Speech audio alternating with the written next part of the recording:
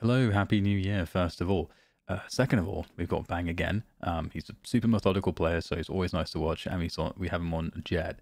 I'll be doing so many of these VODs that, yeah, you don't have to worry about me covering different players, but Bang's really methodical, and we're jumping into the pistol of Ascent. So we'll see what happens. We get the Ghost purchase, we get a dash popped because he hears the B split, so he knows that they're looking to fight him. So pretty straightforward stuff there. You just got to try to win your duel. He actually managed to dink the Omen. He did 115, so it didn't work out.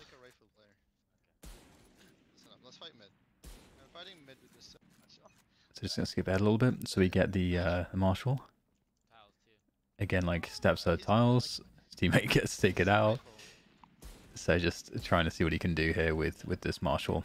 He's already burned the dash, so at this point, the next sort of engagement like he commits to, he's probably going to die. Oh, he actually dinked him too. Unfortunate. So he actually got some damage in there, just didn't get the killing blows.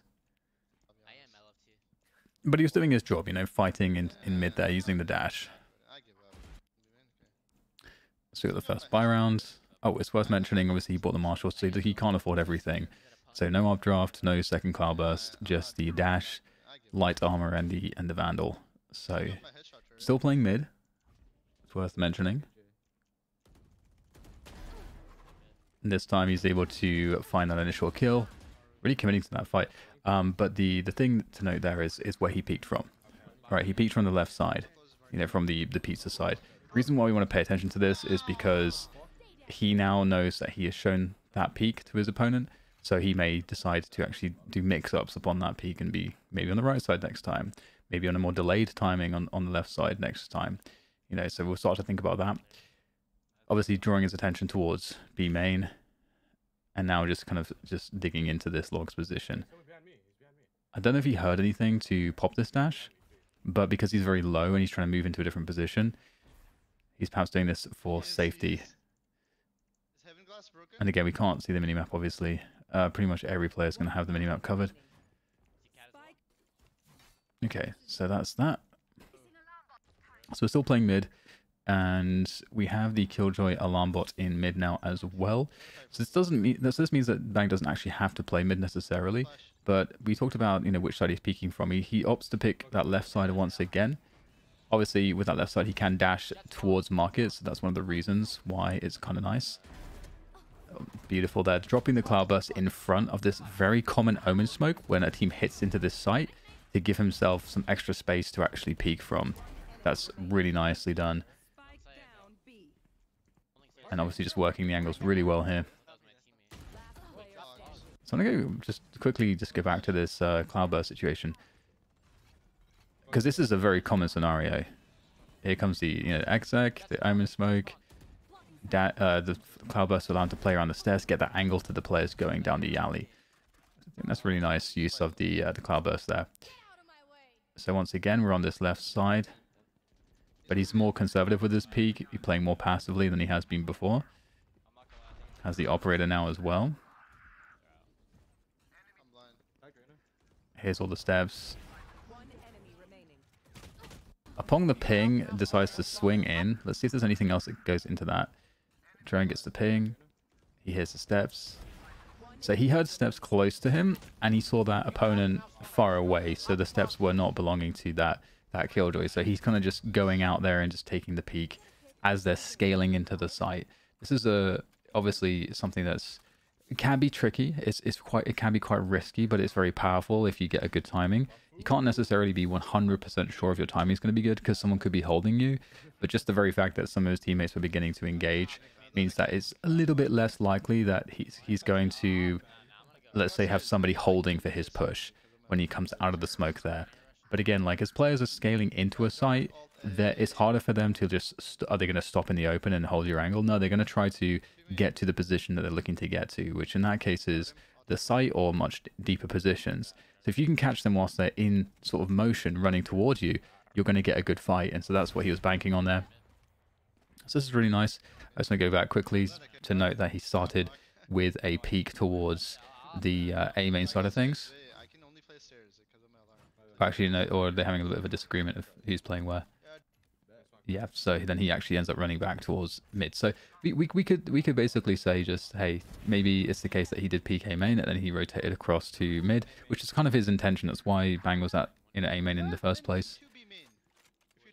And the reason why we need to note this is because as Jett, once you get the operator in hand, moving around the map is extraordinarily powerful. Ooh, and there's the reasons for that. What the fuck, Mo?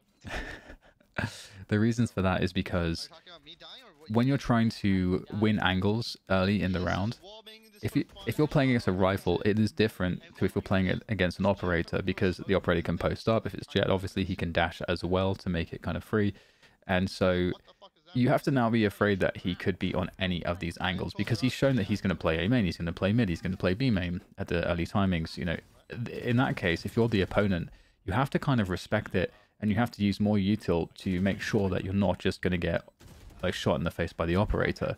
So this is one part of the power of moving around as the operator. It's a higher cost for util, for the opponent, to be safe, first of all. Second of all, it means that the way that they peek angles should be a little bit different. So they might have to just, you know, jump peek it instead of actually just trying to like dry swing it. If they're going to dry swing it, it is more risky for them to do. They can still do it, of course, but you really need to try to have a second teammate who could trade you there with you, which of course you should ideally have that anyway. So just, and it also becomes kind of unpredictable, because how do you avoid the operator? Because this is a common strategy that teams might try to employ, is let's avoid the operator, let's go where he's not. But if you don't know where he's ever going to be, you can't really use that strategy. So definitely a very powerful way to play it, and in Counter-Strike it was always been the same as well. So using the Blade Storm and the Updraft here to get over the top of that smoke. So another counterplay to these Omen smokes. We get quite a delayed take into the site, but they do manage to get into the site. And Bang actually able to re-clear market. So it doesn't have any updrafts left to kind of go over the top of the boathouse here. Ooh, he's in a lot of trouble now. So 25 HP. I mean, you just got to be. Oh my god! I was gonna say you just got to be Jett right now. Just do Jett things. Oh, he did not commit to it. So again, you never know if the guy's gonna commit to that or not. So either you instantly, well, not instantly, but just like after a slight delay, swing in case he's sticking it. Then you claim the space that he can't hold, or you kind of gamble and you wait, and then he plants, and then he can hold the run up. So it's definitely. It's one of those things where you can't know 100% what the best play is, to go fast or to wait. So once again we go back to this position with the Vandal here for Bang on Pizza, and again you can see that, you know, he's able to spend more money because he's only really caring about having one Cloudburst, and when he's got the Vandal he's not thinking about the updraft as much. The updraft is especially nice to get out of dodge. Like if you're in a spot with an operator, you can use it to kind of move more unpredictably to evade, you know, play more forward and evade them as they try to spray you down. If you like hit a shot or miss a shot. And so just rotating off of the info here on this A pressure. 3 versus 4. We talk about numbers as being an important factor to think about always. And he goes and finally takes the peak. So the timing of the peak there, it's one of those things that's kind of tricky. You're trying to catch them running up, and the reason for that is because as they run up, they're looking at multiple things as well. So they're going to be trying to clear close right, close left. They're going to be trying to clear into the site in general and into the tree position. So you're looking to really get a little bit lucky, just as you swing, that only maybe one person max could be looking at you, and then you'll be able to kind of take them down. So it's one of those things. That's just part of playing some of these positions. So now as we get the operator online again, we're actually going to be snaking our way down towards the right side peak, so a deeper peak towards bottom mid. And then having to respect the dart there, falling back momentarily, popping the dash. expecting that with the dart they're going to be actually scaling up. That is why he pops the dash, because he's expecting reasonably someone should actually be peeking here.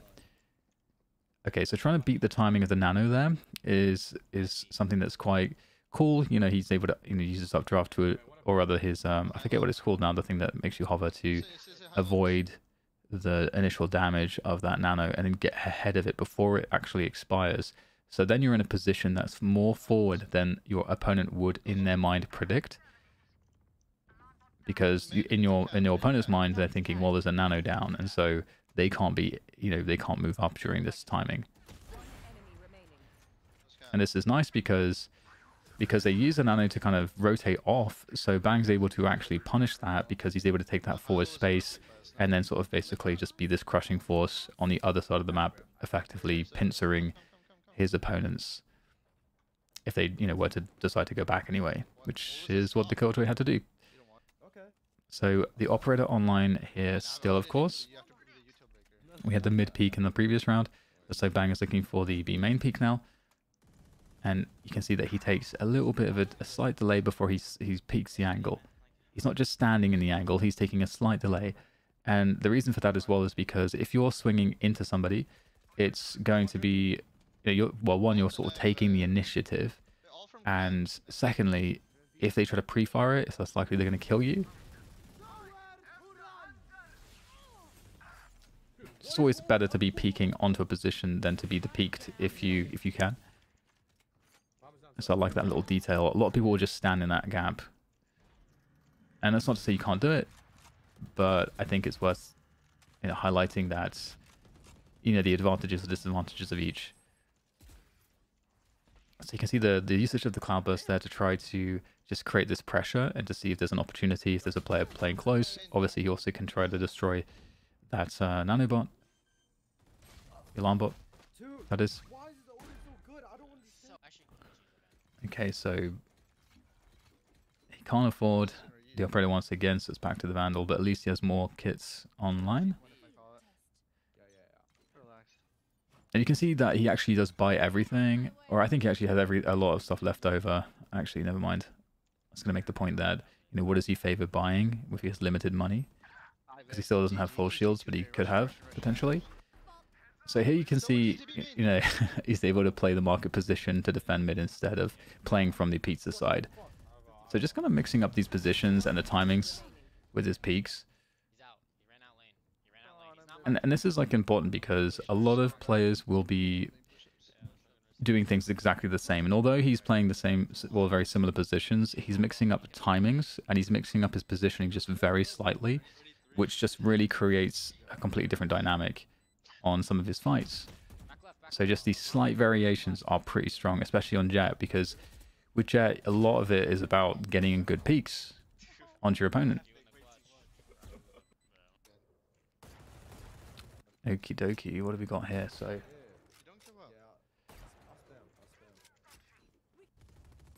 once again, oh, there's a timing of the Guardian. Oh, I missed that one. Skipping too fast. So in comes another hit towards the B site. There you go.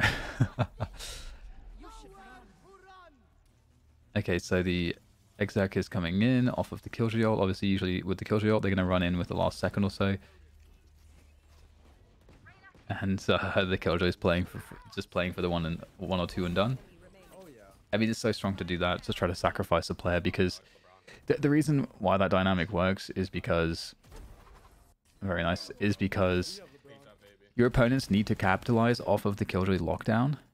They don't want to go straight away because the opponent can safely stand in the lockdown and have time to get away and take a fight, or take a fight and get away. So you want to do it so that they have to abandon their positions and get out, because if they take a fight, they're going to get, locked down.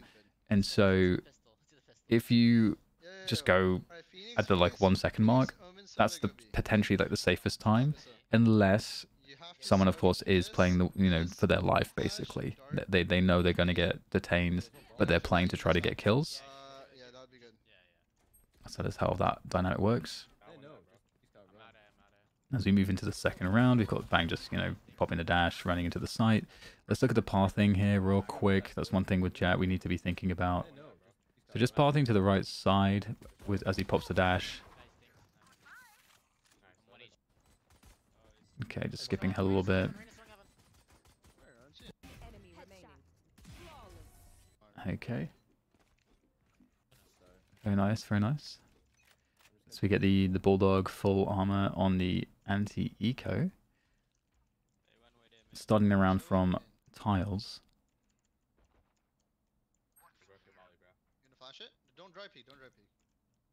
And just like, just methodically clearing and just, not even, and in some spots, like in the early peak towards Pizza Day, he's just actually holding.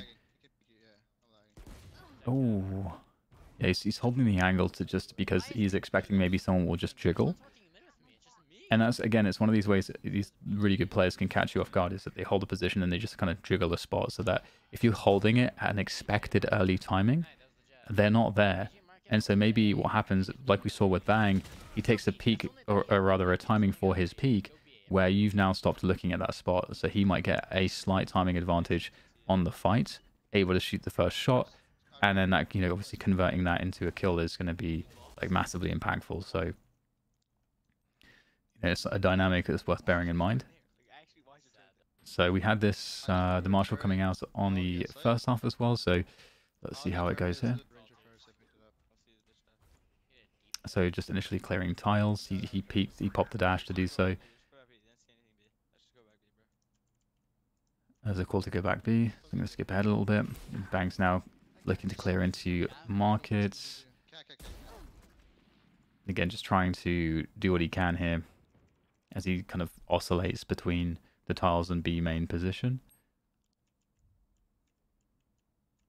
You know, we haven't had too many gun rounds yet to really get going on this attacking side. Well, we've had 0 gun rounds. Oh, nice. He actually hit him. So you can see how he used the Cloudburst there. The Cloudburst kind of served as, it serves as such a nice little reset to fights. Able to do it for pressure. Then the other players kind of looking at that Cloudburst, they might even spray into it, which in that case you would get information. And in the case that they don't, you just completely reset the fight. And so, you know, you could be anywhere, they could be anywhere. And that's pretty nice. And you can see Bang's doing a great job on these peaks.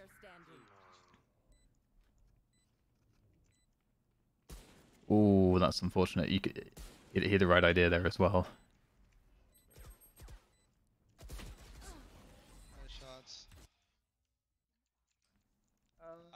Really good attempts, good damage as well. So we have our first rifle round. So they're deciding to go towards B. So you might see a fast play here. So this would be nice because we'll get to see him entry. He pops the dash, holding any runouts initially. Dashing into his Cloudburst. He uses 2 Cloudbursts there, which extends the amount of time that he's creating that presence in that position. And having the Cloudburst in that spot as well, you know, he's not going too deep. So it's worth talking about momentarily. He could have Cloudburst deeper towards spawn or just to the stairs or to under like the market position. But instead he does it kind of much closer and to, like, doesn't gain that much space. But the reason why I think that's particularly good is because the positions that are most dangerous to his teammates are going to be like market and potentially spawn. So dropping that Cloudburst gives a little bit of extra cover if his teammates are running straight to site through the alley or sidewalk, as number one. And then secondly, it creates this opportunity that if someone does attack his teammates from market, Bang has the ability to actually respond to that in a way that's pretty good. And he can actually also peek in a way that might be covered during the Cloudburst, where he's covered from spawn, which is and also the stairs, and he's able to just isolate the market player. So you can see how the Cloudburst there, you know, creates pressure. It creates the ability for him to fight back. It creates some extra cover for his teammates. So it actually has a few different functions in that position, which is why I think having 2, like him using 2 to extend the duration of that is actually quite nice. Oh, okay. So we will get the dash updraft, or the updraft dash. Updraft dash into the Cloudburst. So this is really key in terms of the pathing. If you're playing Jett, being able to do this maneuver is really important. And the reason is because when you get on top of the gen, you're able to clear like everything at once, which is really nice. And if your teammates are throwing stuff into the site at the same time, that's very, very strong. You know, obviously, if there's someone gen, you can just instantly kill them. If there's someone behind dice, you can just instantly kill them, as we kind of saw Bang do. So definitely add that to your repertoire if you don't already have it. Okay, so now we get the knives, the blade storm coming out. Ooh, 50 damage. So again, one thing about the updraft there is he's able to use it to not just get a surprising angle, but also a surprising timing for that peak. And then as of course he's denied entrance towards that mid position, he just reroutes himself. He's not trying to take like massive risks. He's trying to create space and opportunities for his team. Going further down mid wouldn't have like really served his team based on their positioning. So he's just trying to create this like maximum amount of like disruption and potential for picks in the direction that his team is going. You know, opening up with that mid as well. So this time we get another potential fast B. We'll see if he does the same as the Cloudburst. So there's one. Oh, so he goes over the top into the site. Oh, God, that's just fantastic. So another one to add to your repertoire if you want to just get straight into the site, creating really fast pressure. He's got his teammate on that Phoenix ult as well. So another thing about the Phoenix ult is, you know, your opponents will run away typically or not try to peek the Phoenix ult, especially when a team is going to be exacting into a site. Peeking the Phoenix ult is only going to be worth it if you're in a faraway position where you can, like, let's say you're spawn, you can maybe take like a cheeky shot to try to just instantly kill it. If that's not the case, if your players are on the site, because it's harder for them to actually survive if Phoenix ult is running at them. It's more, and also they have to assume that there's players running behind the Phoenix ult to trade it. They're going to be kind of scrambling, and so you know Bang was able to capitalize on that scramble really nicely, but with that very fast maneuver. So one, as I mentioned, to add to your repertoire just to see how it might work for you or not. And so we get the same kind of dash, or rather updraft dash into the Cloudburst on top of Jen. You can see another reason why it's good is because he gets to see kind of the legs there on that position too. So this is the reason why it's such a good maneuver. So we get the Killjoy ults and 4v2, and they're trying to make their way into the side. It's not going to happen. Good positional denial here, playing the headshot angle close as his teammates are kind of in the further away positions.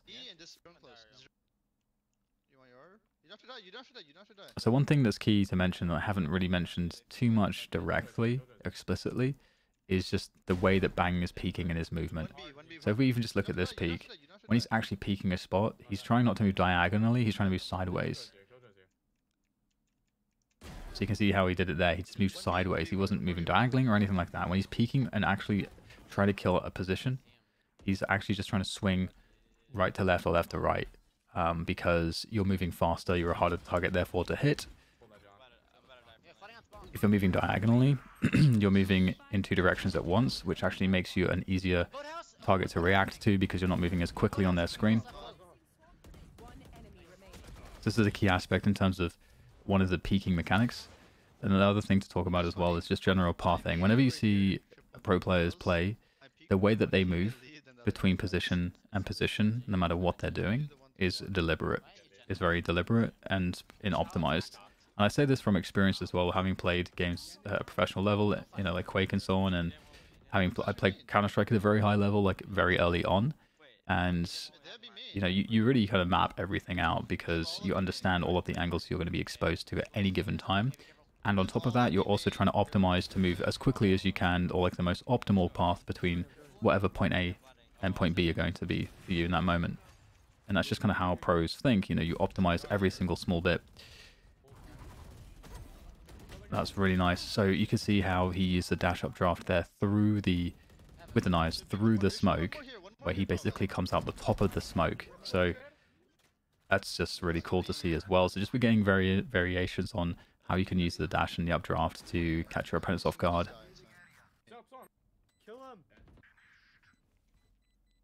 Okay, we're almost at the end here, and Bang's on 32 kills, so he's been doing a great job as Jett. And the cool thing here as well is that we haven't seen Bang actually go mental on the Jett. He's just doing like just solid work, and he's playing against really good players. You've got Brock and Sim on the other team.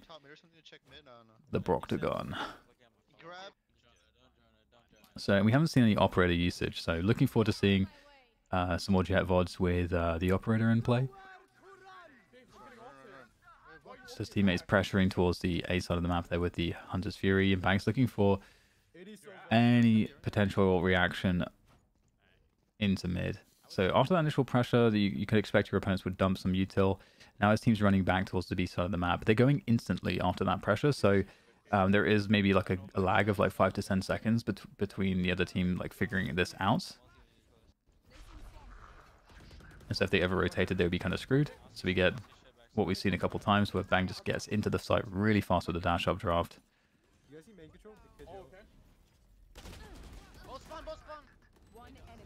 So, okay, let's look at this real quick before we end. So one of the reasons why this dash up draft is really good as well is because he's trying to follow up his Phoenix. Also, his Omen TP'd backside as well. So basically, 3 players are able to get really deep really fast with their abilities. And given that Jett is one of them that can do that, you want to do it so that you can support your teammates, because just the level of like overwhelm is like so strong. So another win for Bang. This is like 3 wins in a row in this particular VOD. So very nice indeed. I hope you guys enjoyed this one. Again, there'll be many more on the channel to come. Good kind of fundamentals of playing Jett there from Bang. I'll catch you guys on the next one.